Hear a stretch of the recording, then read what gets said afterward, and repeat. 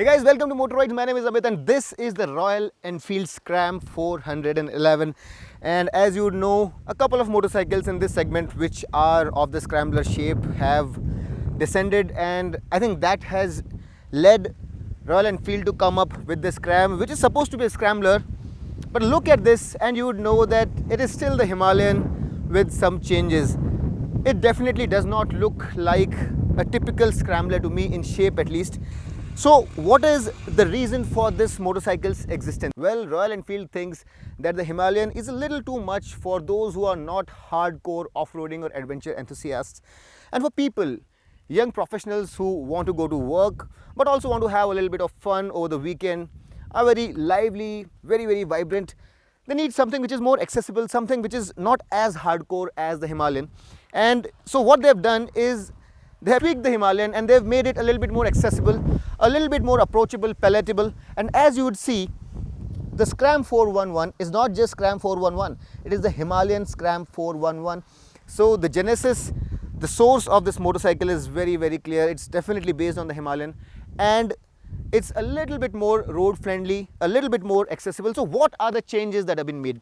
We are going to talk about all the changes, because to start off, most of the hardware, the chassis, the suspension, the wheel travel, all of that is more or less the same. In fact, the engine is also the same, the gearing is same, the gear ratios have not been changed, so the sprocketing is also the same. Fueling has changed a little bit, and now for the upcoming models, the Royal Enfield Himalayan will also have the tweaked fuel injection. And the changes that have been made has led to slightly more refined performance, but we are going to get to performance in a little bit. Let's talk about all the changes that have been made first. Now, the biggest change that has been made here is this 19-inch wheel. It replaces the 21-inch unit that is there on the Himalayan, and it has its bearing on the motorcycle's behavior. To start off, the suspension rake is slightly steeper now, obviously, because earlier the suspension was slightly forward and now it's slightly more vertical. So it's changed by half a degree. Of course, for off-roading, for pure obstacle crossing, the 21 inches were better, but for most part, for trail riding and for taking care of gravel and medium obstacles, the 19 inches also do a decent job. So while the 21 inches are very good for the bigger obstacles, if you have a big rock, you do need that bigger diameter, but for most part, for most of the trails and for light off-roading, the 19 incher is sufficient. These ones are not tube tires, these are the Seat tires, and these Seat grip tires are reasonably good on the road. Of course, they're not as grippy as street tires, but they do a reasonable job, but they're very good off the road. The tire size up front is 190/19, and at the rear you have a 120 section tire. The rear wheel remains the same, the size is 17 inches, no changes there, and it's the same as the Himalayan. Now, since the wheel size has reduced, it has had its bearings on the ground clearance also, and unlike the Himalayan, which has 220 mm of ground clearance, here you have 200. But I can tell you that this is more than sufficient for most of the light or even moderate off-roading that you're going to be doing. Now, another change that has been brought about is the fact that the fairing here is different, and this headlamp cowl here is now cast metal, and this nacelle here is also metallic. This black ring that you see here is also metallic. So this entire thing has been changed. The little fly screen that you had here has been completely replaced, and if you look here, the instrument console on this one also is not the Royal Enfield Himalayan instrument console, which has a whole bunch of lights. This is a little bit more modern unit, and it has a speedo, doesn't get a tacho. It has a fuel gauge, gear indicator, a clock, trip meters, odometers. The unfortunate part here is that you don't have distance to empty or average fuel efficiency. I really think that this motorcycle should have had that, although having the gear indicator really helps. This tripper that you see here is not a standard fitment. You can get it as an accessory. It works really well with Google Maps, and this probably is one of the best navigation systems that you have out there, which can be connected through Bluetooth. If you're going to be buying any motorcycle, this navigation system which works with your phone is probably the best out there. So that is the change that has been brought about. Apart from that, if you look here, the split seat of the Himalayan has been replaced by this single step seat, and this seat has been very beautifully set up. I rode this motorcycle for more than 200 kilometers today, and it really works very well. Even for the pillion rider, it's very good. And the seat height has been reduced by about 5 mm. It's about 800 mm on the Himalayan. On this motorcycle, it's 795 mm. So even for the shorter riders amongst you, it should be a little bit of a respite. Although for very short amongst you, it may not be very suitable. So if you're 5'5", 5'6", you should be able to somewhat manage. Another big change, the bracket that you see here on the Himalayan, which goes all the way up to the handlebar, has been replaced, and now you have this bracket which Royal Enfield likes calling the urban badge plate. And while it does look nice by itself, if you want to go for customizations, this can be used for a number or any specific customization that you probably might be looking at. This panel here also gets these two slots now, and it adds to the appeal of the motorcycle. At the rear, grab rail that you have on the Himalayan has been deleted. The stay that you have there for the luggage has also been removed, and this new grab rail has taken its place. The position of the blinkers has also changed, and the shape of the rear mudguard has also been changed. Now up front also, the top fender that you have on the Himalayan is not there anymore, and this motorcycle looks a little bit more minimalistic than the more characterful Himalayan. Now the weight of this motorcycle has also reduced by 5 kgs, and now the curb weight of this motorcycle is 194 kgs, which is 5 kgs lighter than the Himalayan. If you talk about the dry weight, that's 185 kgs. Now where has that weight been shaved off from? So obviously the wheel is smaller, so some weight has been shaved off from there. That bracket has gone, some of the panels have gone, that big cowl that you had here is gone. Another big thing, the central stand here is gone. You don't have any central stand on this motorcycle, so that has also taken away some weight from this motorcycle. And finally, the rear grab rail is smaller, and the fender also is a little smaller. So all of those things have led to the reduction of weight by 5 kgs.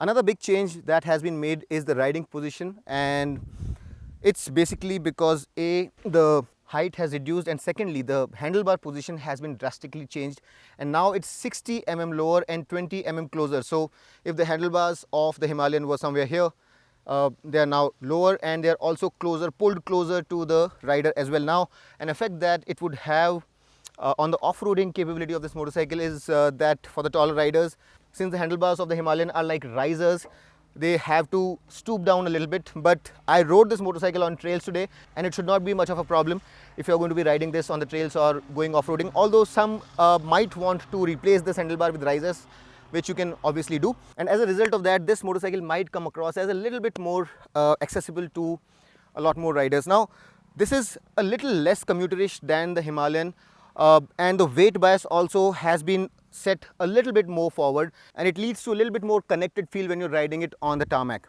Now one would want to think that this motorcycle, since it is a little bit more road biased, would have a different suspension setup, but Royal Enfield have not tinkered with the suspension setup at all.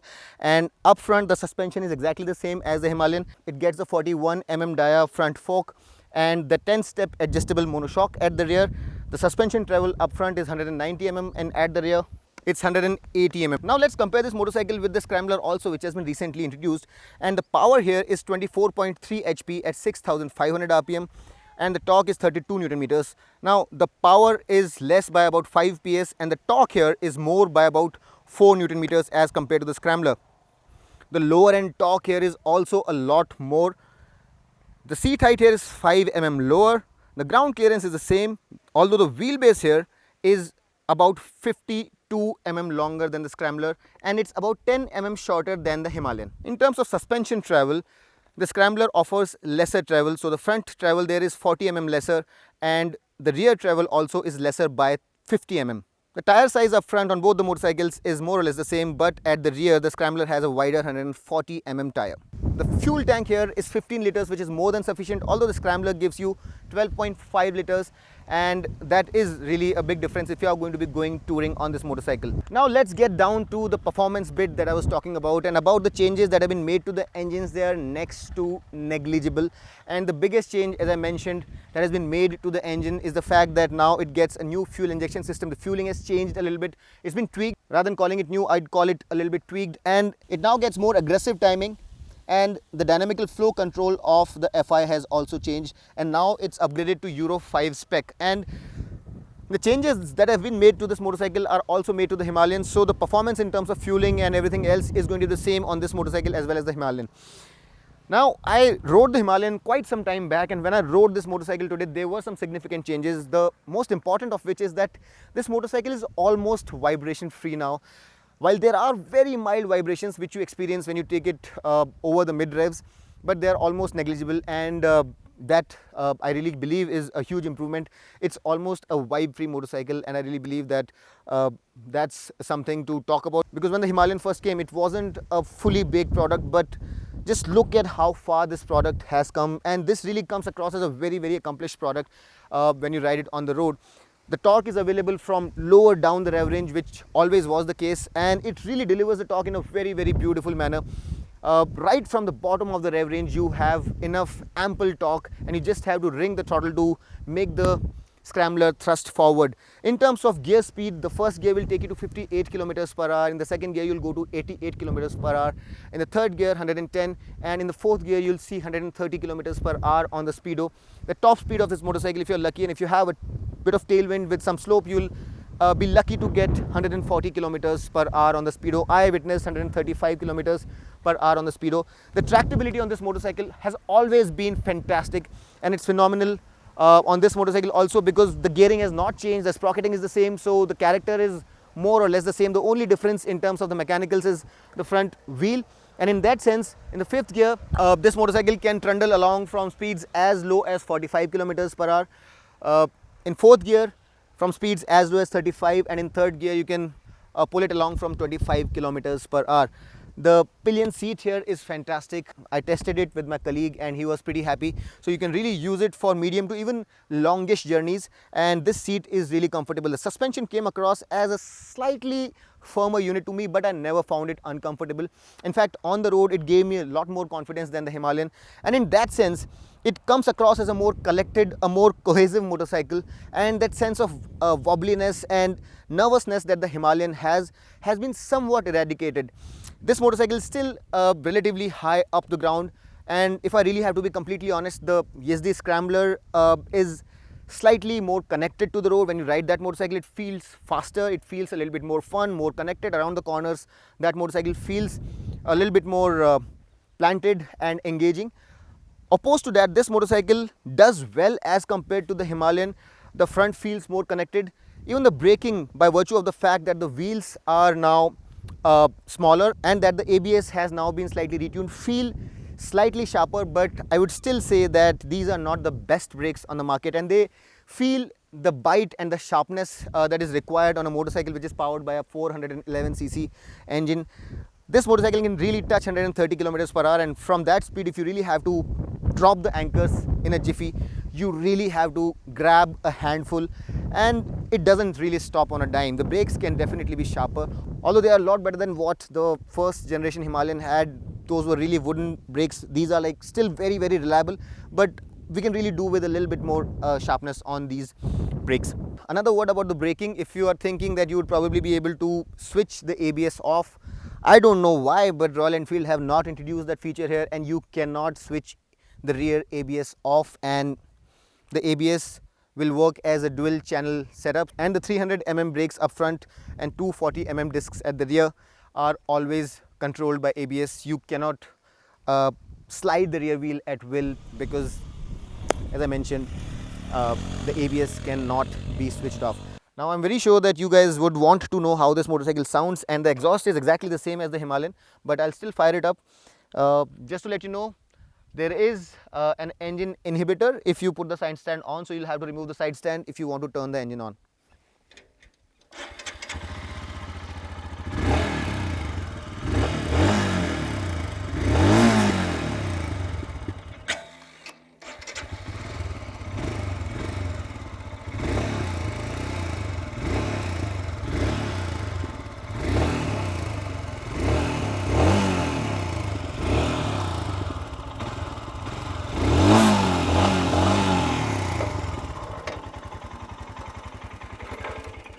The switch gear is very, very familiar. You have an engine kill switch here, hazard lights button, ignition, horn, turn indicators, high beam, low beam, and day flasher. This motorcycle does not come with a slipper clutch. While its competition, the Yezdi motorcycles, do come with a slipper clutch. That probably could have been a very useful addition, but it's not there. Apart from that, if I have to talk about a few other omissions, it doesn't get 6 gears, it has only 5.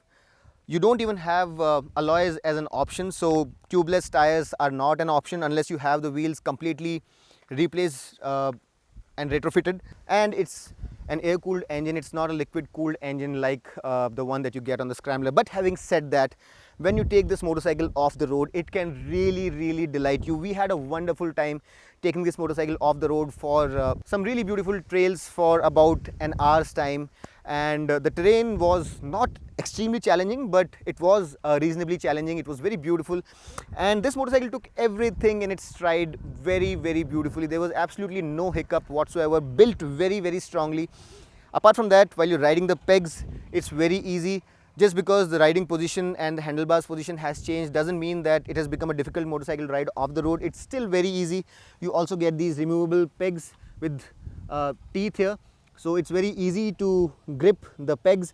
So all of those things are there, and on the road also this motorcycle feels quite comfortable. If you want to be cruising, 110 is the speed where this motorcycle feels relatively comfortable. At 120 it can sustain those speeds, but it does feel that it's getting a little bit out of breath. 130 is where its upper limit is, and 130 140 is something that you really need a very long stretch to get to. So 110 is where it's comfortable. 120 is what it can do, but you'll have to like ring the throttle and you won't be cruising at that speed. There's no tacho, so I cannot give you the RPMs, but I would think that if you want to be keeping it at mid revs, 110 is where this motorcycle is comfortable in the fifth gear.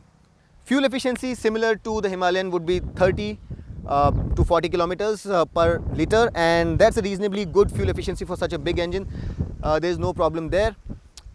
An addition here is this I button, which you would use to toggle through the various screens on the instrument console, and using this you can go through the trips and the odo. And this is the big change. The mirrors here are circular, and I'm happy to report that these mirrors don't twist backwards, and they are pretty sturdy, although they could have been wider and the view from behind is not very clearly visible. You sometimes have to drop your elbows, and these could probably have been a little bit better. Overall, I'm happy with what Royal Enfield have done with the Scram 411. It comes across as a more approachable motorcycle. It's a more road-worthy motorcycle, gives you more confidence. Around the corners also it feels a lot more planted, although this is still not a corner cover. On the highways also you can feel the crosswinds. If you are riding through crosswinds, you can feel the crosswinds, and the bike feels a little bit wobbly at speeds above 100 kilometers per hour if there are strong crosswinds. So it's not a very connected bike. It doesn't ride very close to the road, doesn't feel very connected. However, it feels very rugged. It's a lot more sorted than what it was before, and it does come across as a motorcycle that someone can use for work every single day and take out for a quick weekend ride and on trails as well over the weekends. Very comfortable for long riding. If you are going to be riding it through the city for long hours, the engine did not heat up through the day, and even over longer distances, if you're going to be going touring, this motorcycle is very suitable. Very sorted suspension, although slightly on the firmer side as compared to the Himalayan, but still very comfortable. The seat is beautiful. It really does give a lot of comfort to your posterior, and overall it's a very sorted machine. My complaint would be that there could probably have been LED headlights on this machine, ditto for the LED blinkers, but it does come across as a very sorted machine. There are 7 colorways, of which there are 3 graphic schemes. On the base scheme you have graphite yellow, graphite red and graphite blue. In the middle scheme you have skyline blue and blazing black, and in the top variants you have white flame, which is this color, and silver spirit, which is a grey with a blue neonish kind of a color. I personally quite like the treatment that Royal Enfield have given to the color scheme of this bike, and in most of the colors it does look quite appealing. Do let us know which color do you like the most. And overall I was very satisfied riding this motorcycle. Generally when you go for longer rides, sometimes you come back very tired, but the experience was very refreshing. And whether you're going to be using this motorcycle for your daily commute or for long trips or for weekend short trips, this is a very accomplished motorcycle. It can do a lot of things for you, and in that sense it does do what Royal Enfield always wanted it to do. It is more approachable, it is very versatile. But does it look like a Scrambler? I would think not. The pricing has not been announced, but I expect it to be between 1.9 lakh rupees and 2 lakh rupees, wherein it would be about 10 to 15,000 rupees less expensive than the Himalayan. And for that money, I really believe that this motorcycle is a lot of motorcycle for the money that Royal Enfield would be asking you for. I really hope that I was able to answer all your questions about this motorcycle. If you still have any questions, put them down in the comment section. If you like our long format detailed videos, do not forget to subscribe to our channel. Press that notification icon so that you get all the updates whenever we upload a video. Like the video, share it with your friends, and until next time, this is Amit Changani signing off. Rev hard, rev free, and ride safe.